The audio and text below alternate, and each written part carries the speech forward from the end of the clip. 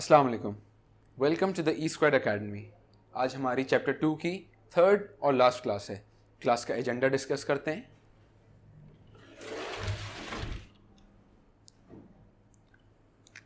Topic 1 और topic 2 हम first 2 classes में कर चुके हैं। आज हम टॉपिक 3 डिस्कस करेंगे। टॉपिक 3 में हम मेजरिंग इंस्ट्रूमेंट्स में से फिजिकल बैलेंस और मेजरिंग सिलेंडर डिस्कस करेंगे और इसी के साथ साथ कुछ न्यूमेरिकल्स भी डिस्कस करेंगे।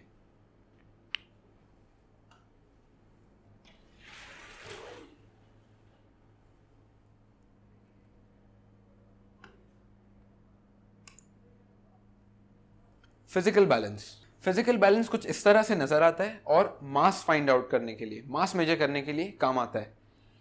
हॉरिजॉन्टल बीम, ये जो एक रॉड टाइप है इसको बीम कहते हैं। इस बीम के साथ दो पैन्स सस्पेंडेड होते हैं। सस्पेंडेड मतलब हैंग हुए होते हैं फ्रीली। इनके ऊपर हम दो ऑब्जेक्ट्स रखते हैं। पहला ऑब्जेक्ट वो जिसका हमें मास पता करना है और सेकंड ऑब्जेक्ट वो जो एक स्टैंडर्ड मास होता है, जैसे 1 kg, 1.5 kg, 2 kg। इन दोनों को कंपेयर करके हम मास पता करते हैं। आपकी बुक में जो फिगर मौजूद है वो कुछ इस तरह से है। ये जो बैलेंस है इसको हम सेट करते हैं, लेवल करते हैं इन लेवलिंग स्क्रूज से। जो छोटे छोटे स्क्रूज हैं इससे आप इसकी बेस सेट करते हैं। ये जो एक छोटा सा गोल स्क्रू है इसको कहते हैं अरेस्टिंग नॉब। अरेस्टिंग नॉब को आप अनस्क्रू करके ये जो आपकी बीम है, मैंने आपको लास्ट डायग्राम में दिखाई थी, जो बीम है जिसके ऊपर दोनों पैन्स सस्पेंडेड होते हैं, इस बीम को आप फ्री करते हैं।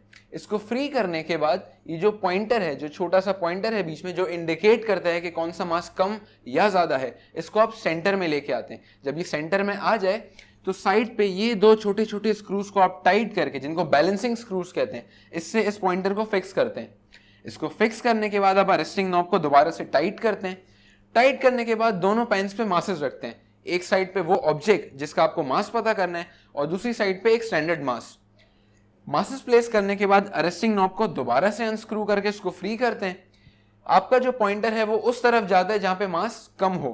जब आपके मासेस में डिफरेंस होगा तो आप उसको एडजस्ट करेंगे। जो आपका स्टैंडर्ड मास का पीस था उसको आप कम या ज्यादा करके तब तक एडजस्ट करेंगे जब तक आपका पॉइंटर सेंटर में ना आ जाए। पॉइंटर सेंटर में आने का मतलब है कि आपका ऑब्जेक्ट और स्टैंडर्ड मास, इन दोनों के मासेस इक्वल हैं। जब इन दोनों के मासेस इक्वल हो जाएंगे तो आपको अपने ऑब्जेक्ट का मास पता चल जाएगा।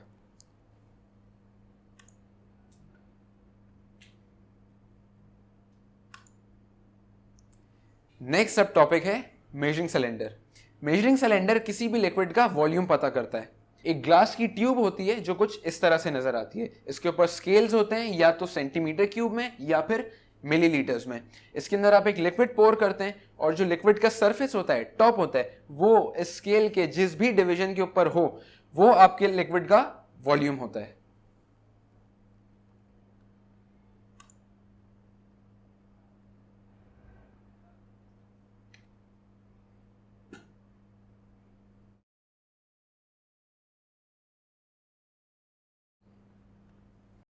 यहां पे हमारी थ्योरी फिनिश होती है और अब हम इस चैप्टर से रिलेटेड कुछ न्यूमेरिकल्स देखेंगे। अच्छा, न्यूमेरिकल स्टार्ट करने से पहले कुछ मैथ्स के रूल्स मैं आपको रिवाइज कराना चाहूंगा।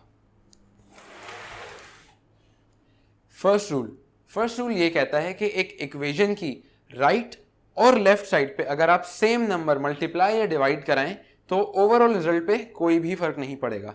ये फर्स्ट रूल है। सेकंड रूल ये है कि जब दो नंबर्स मल्टीप्लाई होते हैं जिनकी बेसिस सेम हो और पावर्स डिफरेंट हो, जैसे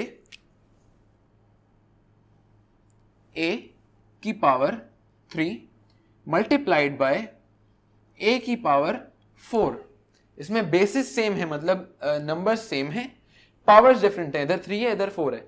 इसके आंसर में बेस वही रहेगी और पावर्स ऐड हो जाएंगी।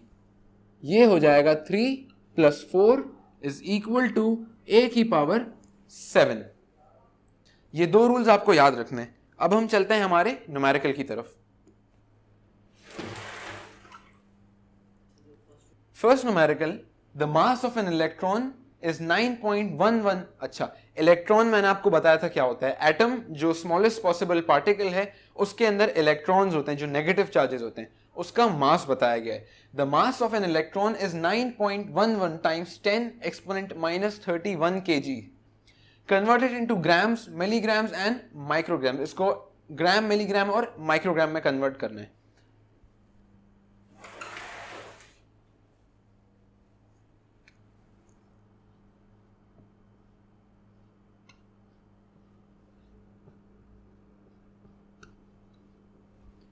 हमने पढ़ा था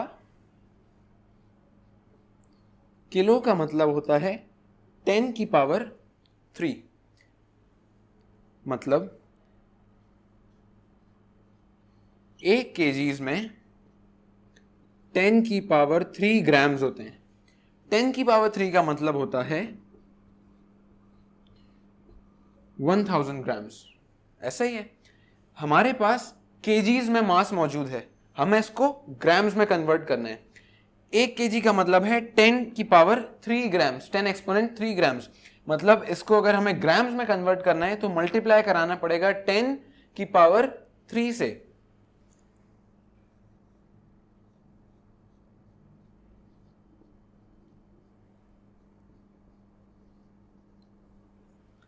अकॉर्डिंग टू द रूल, जो हमने रूल पढ़ा था उसके हिसाब से जब बेसेस सेम हो और पावर्स डिफरेंट हो तो बेस वही रहती है और पावर ऐड हो जाती है। मतलब इधर हो जाएगा 10 की power -31 plus 3, -31 plus 3 is equal to -28। मतलब जो आपका टोटल मास है वो केजीज से ग्राम्स में कन्वर्ट होने के बाद हो गया 9.11 times 10 exponent -28 grams.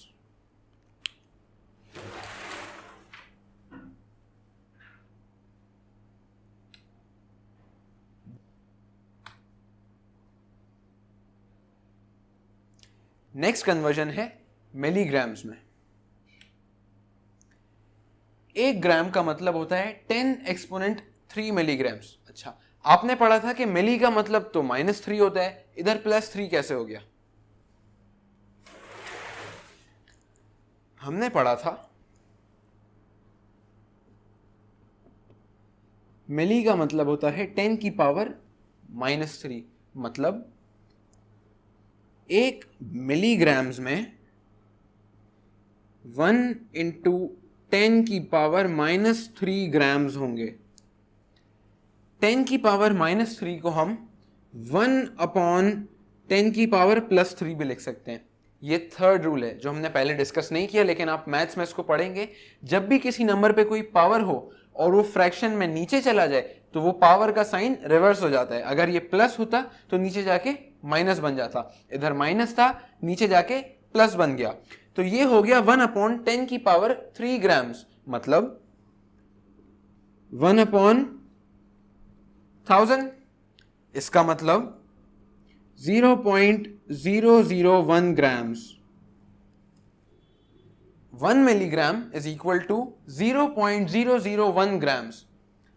First rule पे आते हैं, इक्वेशन की दोनों साइड पे सेम नंबर मल्टीप्लाई कराएं तो रिजल्ट पे कोई फर्क नहीं पड़ता। हम इन दोनों को मल्टीप्लाई कराएंगे 1000 से। 1 को 1000 से मल्टीप्लाई कराएं और इसको 1000 से मल्टीप्लाई करें,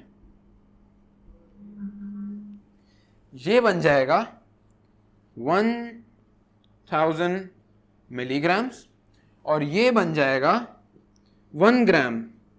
मतलब 1000 मिलीग्राम्स इज इक्वल टू 1 ग्राम, मतलब 1 ग्राम इज इक्वल टू 10 की पावर 3 मिलीग्राम्स।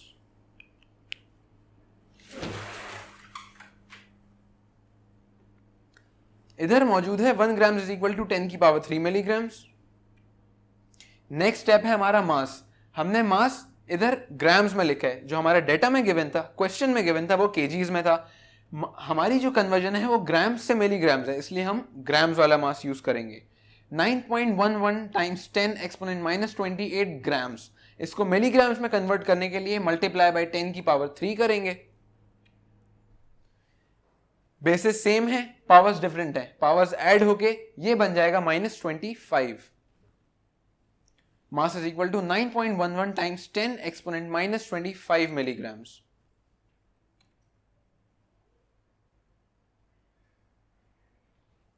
अब है कन्वर्जन इनटू माइक्रोग्राम्स। माइक्रोग्राम्स का मतलब होता है 10 एक्सपोनेंट 6। आप फिर याद करेंगे कि माइक्रो का मतलब -6 था, इधर भी मिली वाली ही लॉजिक अप्लाई करेंगे कि 1 ग्राम्स इज इक्वल टू 10 की पावर 6 माइक्रोग्राम्स। मास था हमारा 9.11 times 10 exponent minus 28 multiply by 10 exponent 6 किया। बेसिस सेम है, पावर्स डिफरेंट है, ऐड हो जाएंगी, पावर बन जाएगी -22। मास आ गया हमारे पास 9.11 टाइम्स 10 एक्सपोनेंट माइनस 22 माइक्रोग्राम्स। अब आ गया numerical number 2। The radius of a hydrogen atom is 0.53 times 10 exponent minus 10 meters. Converted into cm, mm and nm, centimeter, millimeter and nanometer. अच्छा, एक और बात, mm मिलीमीटर भी होता है और मेगामीटर भी होता है। इन दोनों में डिफरेंशिएट इस तरह करते हैं कि मिलीमीटर्स में दोनों m स्मॉल होते हैं और मेगामीटर्स में पहला m कैपिटल होता है। अब हमारे पास डेटा है R is equal to 0.53 times 10 exponent minus 10 meters.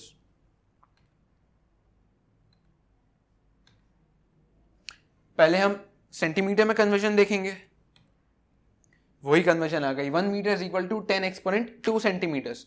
फिर से वही बात कि सेंटी का मतलब -2 था, लेकिन वो 1 centimetre is equal to 10 exponent -2 metres था। हमने मीटर को 1 किया है तो ये 10 एक्सपोनेंट 2 सेंटीमीटर्स हो गया।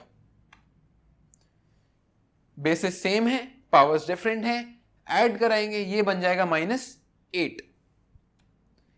आंसर आ गया 0.53 times 10 exponent -8 centimetres. Next part है मिलीमीटर्स में conversion. 1 metre is equal to 10 exponent 3 millimetres. हमारे पास मीटर्स में जो डाटा था वो था 10 एक्सपोनेंट -10। मिलीमीटर के लिए मल्टीप्लाई बाय 10 एक्सपोनेंट 3 करेंगे, bases same, powers add, answer आ गया 0.53 टाइम्स 10 एक्सपोनेंट -7 मिलीमीटर्स। इसी तरह नैनोमीटर्स की कन्वर्जन है 0.53 into 10 exponent -10 multiplied by 10 exponent 9। Nano का मतलब होता है 10 एक्सपोनेंट 9। 0.53 इंटू 10 एक्सपोनेंट -1 नैनोमीटर्स हमारा फाइनल आंसर है। अब चलते हैं न्यूमेरिकल नंबर 3 की तरफ। The time taken by an electron to complete one rotation about its nucleus is 0.5 times 10 exponent -18 seconds, converted into minutes, hours and microseconds. Data हमारे पास मौजूद है सेकंड्स में 0.5 टाइम्स 10 एक्सपोनेंट -18 सेकंड्स। हमें पता है कि 1 मिनट में 60 सेकंड्स होते हैं, टाइम सेकंड्स में मौजूद है तो सिंपली उसको डिवाइडेड बाय 60 कर देंगे, आंसर आएगा 0.60083 टाइम्स 10 एक्सपोनेंट -18। क्योंकि ये स्टैंडर्ड फॉर्म में नहीं है तो इसको स्टैंडर्ड फॉर्म में कन्वर्ट करते हैं, ये बन जाएगा 8.3 टाइम्स 10 एक्सपोनेंट -21। अब है कन्वर्जन इनटू आवर्स। 1 घंटे में 3600 सेकंड्स होते हैं, टाइम ऑलरेडी सेकंड्स में मौजूद था, हम उसको 3600 से डिवाइड करेंगे, आंसर आ जाएगा 0.000138 टाइम्स 10 एक्सपोनेंट -18। इसको स्टैंडर्ड फॉर्म में कन्वर्ट करते हैं 1.83 टाइम्स 10 एक्सपोनेंट -22 आवर्स। अब है कन्वर्जन इनटू माइक्रोसेकंड्स। 1 सेकंड में हमें पता है कि 10 एक्सपोनेंट 6 माइक्रोसेकंड्स होते हैं, तो सिंपली इस पूरे सेकंड्स वाले डाटा को हम 10 एक्सपोनेंट 6 से मल्टीप्लाई कर देंगे। क्योंकि बेसिस सेम है और पावर्स डिफरेंट हैं तो पावर्स ऐड हो जाएंगी, क्योंकि बीच में मल्टीप्लाई का साइन है। 0.5 times 10 exponent -18 plus 6, that becomes 0.5 times 10 exponent -12 microseconds. ये हमारी चैप्टर 2 की क्लास नंबर 3 थी। Thank you.